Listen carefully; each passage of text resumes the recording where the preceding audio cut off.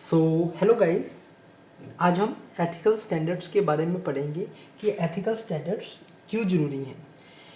सो 7 ethical standards हैं: professionalism, integrity of capital market, duties to client, duties to employees, investment analysis and recommendations and actions, conflict of interest, responsibilities as a CFA member and और CFA candidate। सो ये 7 standards हैं and in 7 standards को follow करना बहुत ज़रूरी है। Because अगर ये 7 स्टैंडर्ड्स को अगर एक CFA मेंबर या कोई CFA का कोई भी वर्क जो भी है, लाइक हम ही हैं, अगर हम इस 7 स्टैंडर्ड्स को फॉलो नहीं करेंगे देन एक्शन लिया जाएगा। सो अभी हम वो पढ़ेंगे कि एक्शन क्या होगा।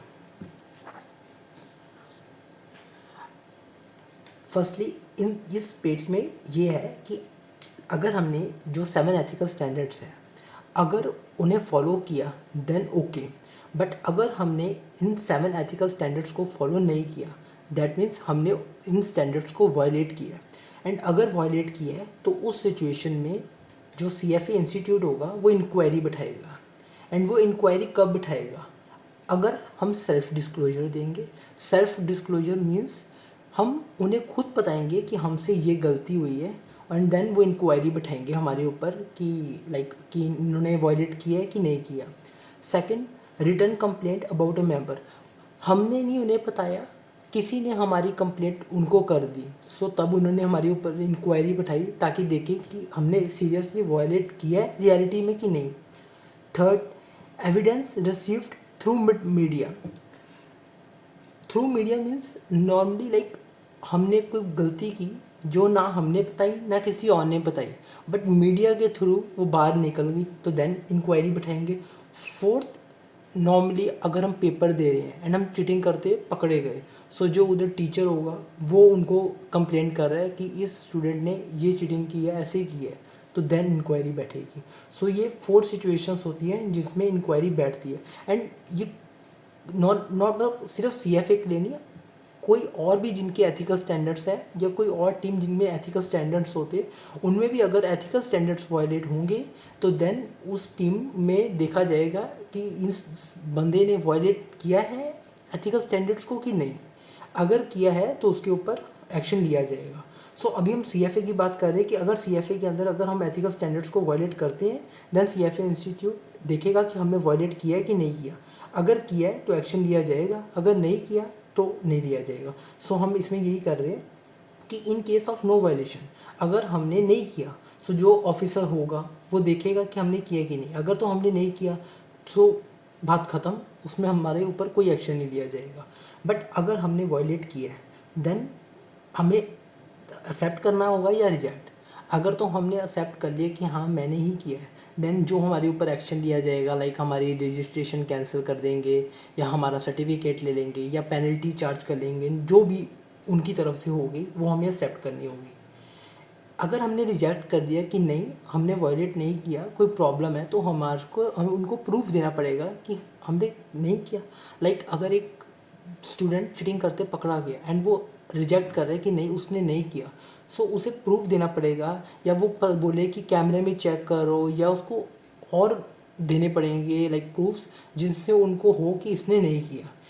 अगर तो उन्हें यकीन हो गया देन ओके, सो उसके ऊपर कोई केस नहीं होगा, अदरवाइज जो उसको पेनल्टी या जो भी चार्जेस होंगे उसे देने पड़ेंगे। सो ये इम्पोर्टेंट है।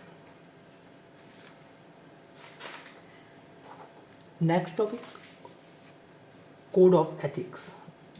ये जो 6 पॉइंट्स हैं वो एक इन्वेस्टमेंट कंपनी के एम्प्लॉय के हैं कि एक इन्वेस्टमेंट कंपनी के एम्प्लॉय को एथिकल स्टैंडर्ड्स या जो स्टैंडर्ड्स होते हैं उन्हें फॉलो करना होगा।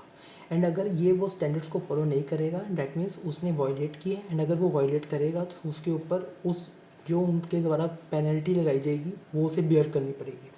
First, act with integrity, competence, diligence, respect, and in ethical manner with client, employer, employee, and other participants in global capital market.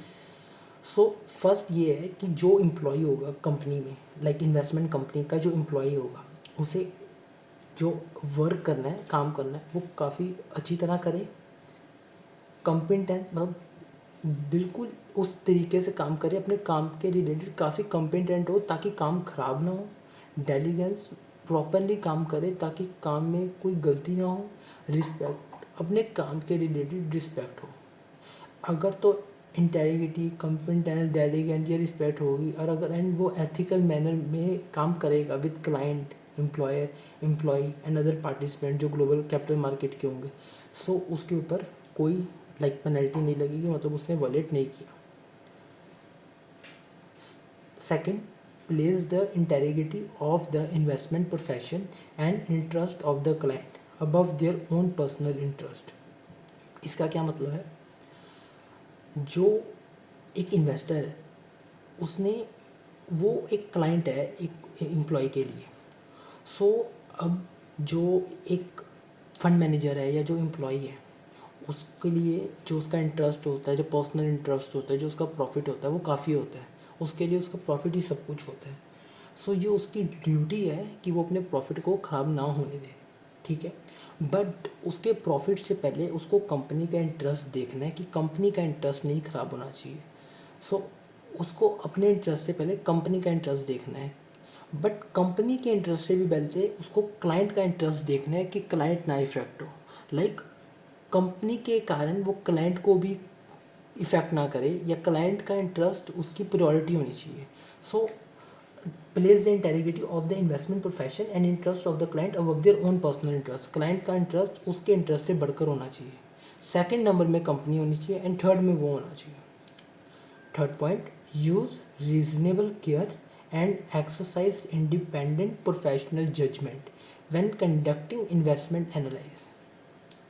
इसका ये मतलब है कि नॉर्मली हम अगर अपना कुछ काम करते हैं तो हम काफ़ी अच्छी तरीके से करते हैं, या हम कोई इन्वेस्टमेंट कर रहे हैं अपनी, तो हम काफ़ी सही तरीके से करेंगे कि हमारी इन्वेस्टमेंट ख़राब ना हो एंड हमारा पैसा ना ख़राब हो। सो वो ये कह रहे हैं कि उस एम्प्लॉय को इन्वेस्टर का पैसा भी उस तरीके से ही लगाना चाहिए जैसे कि उसका पैसा है, ताकि उसको इफ़ेक्ट ना हो।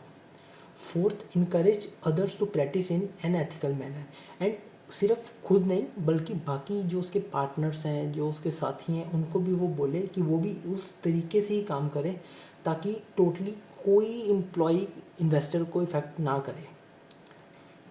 Second last, promote the integrity of the global capital market for the ultimate benefit of the society. Global capital market बहुत इंपॉर्टेंट होती है। ग्लोबल कैपिटल मार्केट इफेक्ट नहीं होनी चाहिए।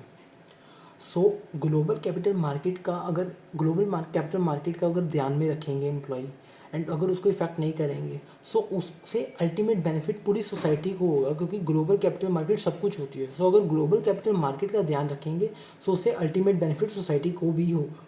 And last, maintain and improve the professional competence and strive to improve the competence of other investment professional. इसका ये meaning है कि हम पढ़ते हैं डॉक्टर, कि जो एक डॉक्टर है उसको साथ साथ नॉलेज लेनी चाहिए ताकि अगर कोई न्यू डिजीज़ आया तो वो उसका हल निकाल सके। सो उसी वे में जो एक इन्वेस्टर है वो न्यू नॉलेज लेता रहे, ताकि अगर कोई न्यू इन्वेस्टमेंट आए या अगर कोई न्यू चीज़ आए तो उसको उसके बारे में नॉलेज हो, जिसके कारण इन्वेस्टर का पैसा ख़राब ना हो। एंड ये जितने भी पॉइंट्स हैं, अगर एक एम्प्लॉय जो इन्वेस्टमेंट कंपनी में काम करता है वो इस पॉइंट्स को फॉलो करेगा, सो वो एक एथिकल वे में काम कर रहा है, जिसके कारण एथिक्स स्टैंडर्ड्स वायलेट नहीं होंगे। बट अगर वो इसे नहीं फॉलो करेगा देन वायलेट होंगे, एंड उसके लिए उसके वजह एक्शन लिया जाएगा। एक्शन में अगर उसके ऊपर पेनल्टी चार्ज हो सकती है या उसे कंपनी से निकाल दिया जा सकता है। सो इसलिए एथिक्स स्टैंडर्ड्स फॉलो करने काफ़ी ज़रूरी है।